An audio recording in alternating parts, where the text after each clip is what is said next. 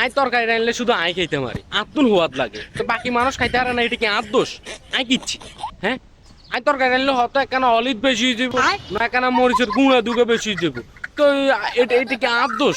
মরিচের গুঁড়া দুগে বেশি হলে একখানা হেড জ্বলে আর কি, তো এটা কি আর দোষ? আনের হেডে সহ্য হয় না, আর লবণ হয়তো একটু বেশি যাবে, এটা কি আর দোষ?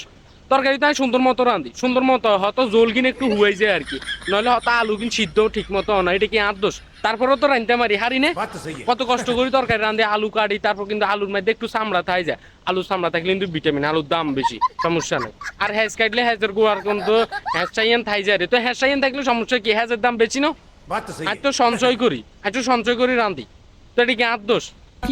আপনারা রুমে কেউ খাইতে না রান্না, এটা কি আর দোষ? হয়তো ঠিক মতো রাঁধি, ঠিক মতো রাঁধি, ঠিক মতো বেকিন দিই, অনেকটার মধ্যে লবণ মরিচ অলিচ যদি বেশি হয়ে যায়, এটা কি আর দোষ? তো আনের হেডে কাম পাইলে এটা কি আর দোষ? আর তো কিছু না, তো হুয়াত করি খাই, আর তো হুয়াত লাগে সেই স্বাদ, আই রানলেই স্বাদ হয়, আপনারা খাইতে না রান্না আই রানলে, তো এটা কি আর দোষ? তো বিদেশ করলে কি মানে বেকিন রান্না শিখন লাগবো? তাই তো রান্না শিখছি, আই তো রাঁধি, আই রানলে আপনারা কে ছিলেন কা? আপনারা আন্নগো হেড